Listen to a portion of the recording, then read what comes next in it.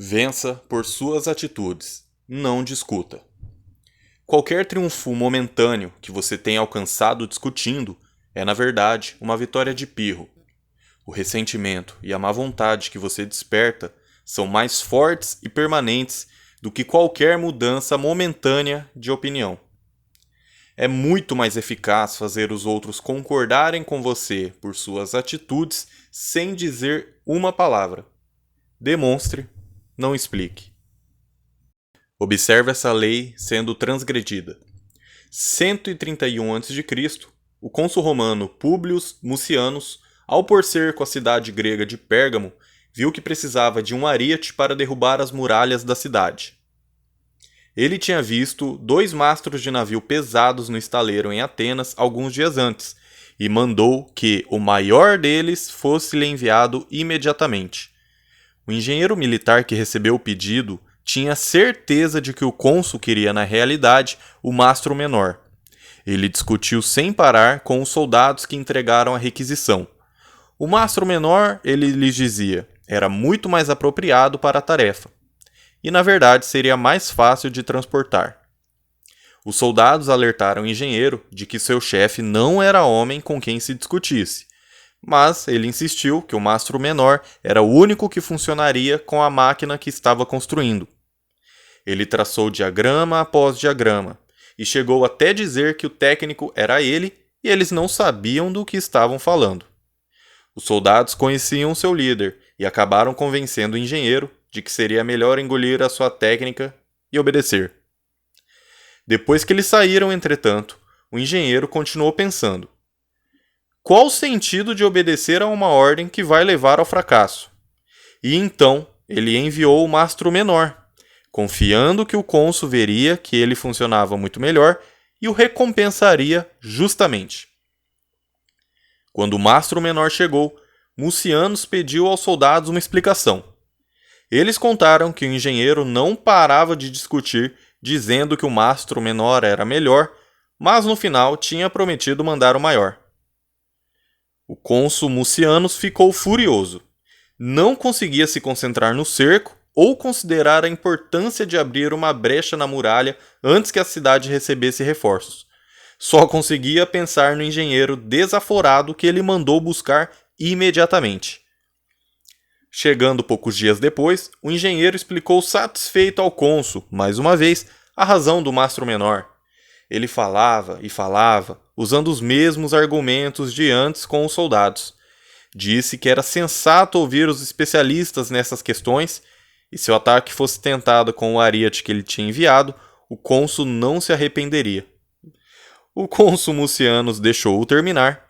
Depois, mandou que o despissem diante dos soldados e o fustigou e açoitou até a morte. Qual a interpretação que a gente tira disso? O engenheiro, cujo nome não ficou na história, passou a vida desenhando mastros e pilares. Era respeitado como o melhor engenheiro numa cidade que se destacara nessa ciência. Então ele sabia que estava certo. Um ariete menor permitiria mais velocidade, carregaria mais força, e o maior, nesse caso, não necessariamente era melhor. É claro que o cônsul entenderia sua lógica e acabaria compreendendo que a ciência é neutra e a razão é superior. Como o cônsul insistia na sua ignorância, se o engenheiro lhe mostrava diagramas detalhados e explicava as teorias que sustentavam seu conselho? O engenheiro militar era a quintessência do argumentador, um tipo muito encontrado entre nós. O argumentador não compreende que as palavras não são neutras e que, ao discutir com o superior, ele coloca em dúvida a inteligência de alguém mais poderoso do que ele. Ele também não percebe com quem está falando. Visto que todo homem acredita que está certo, palavras raramente o convencerão do contrário. E o raciocínio do argumentador cai em ouvidos surdos. Se encurralado, ele só faz acrescentar mais argumentos, cavando seu próprio túmulo.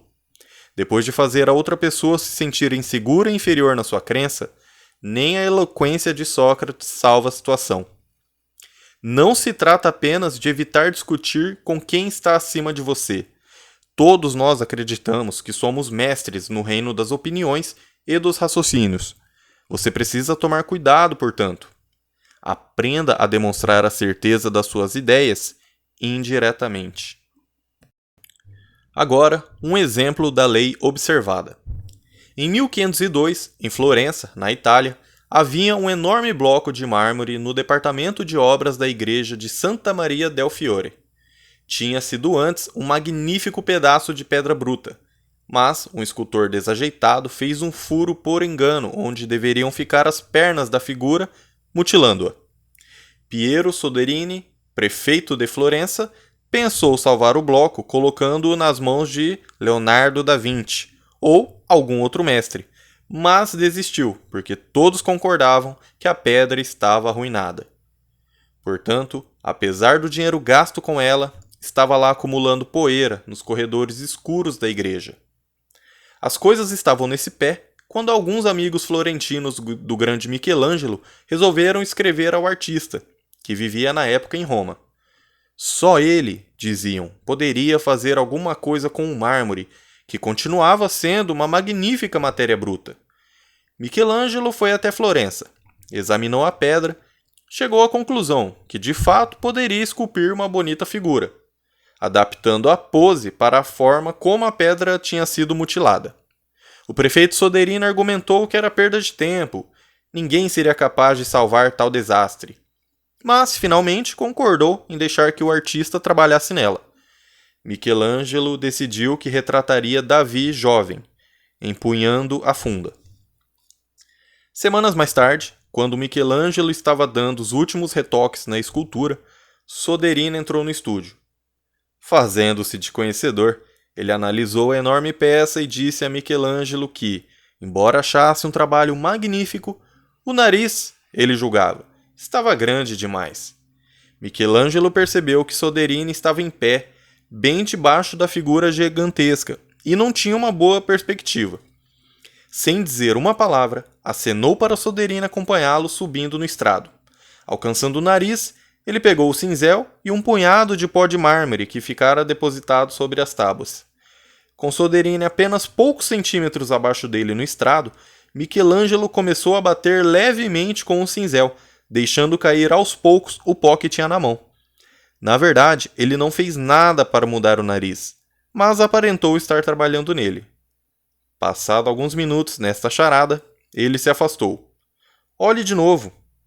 Ficou bem melhor. Você lhe deu vida, respondeu Soderini. Qual a interpretação que a gente tira disso? Ora, Michelangelo sabia que alterando o nariz poderia arruinar toda a escultura. Mas Soderini era um patrono que se orgulhava do seu julgamento estético.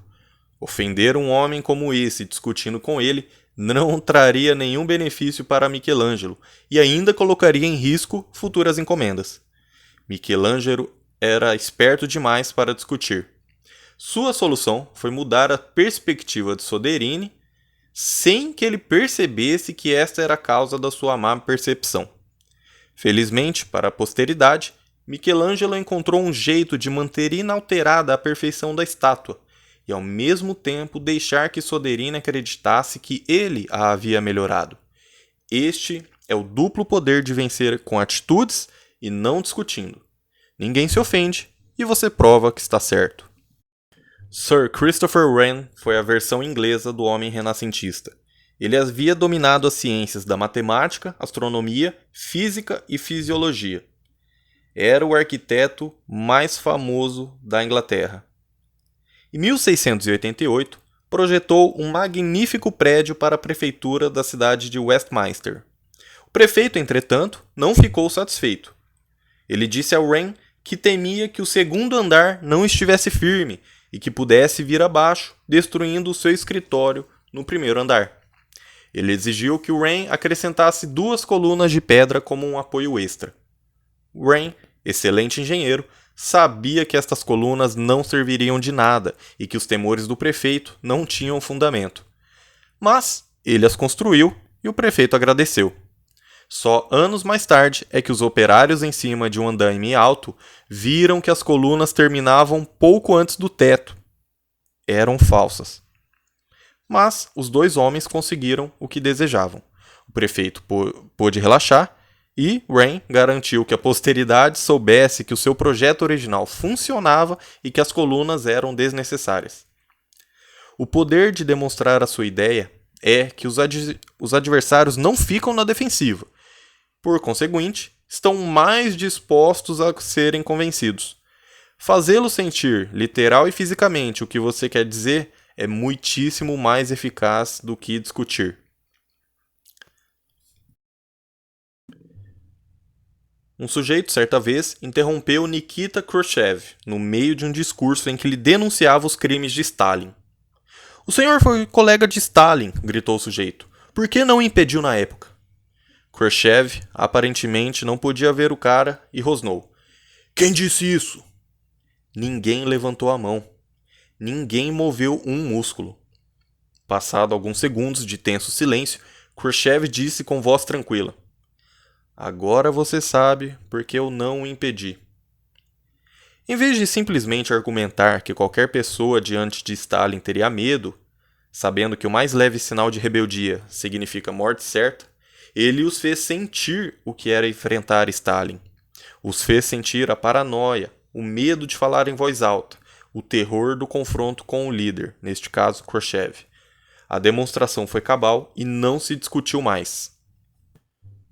Por fim, escolha com cuidado as suas batalhas.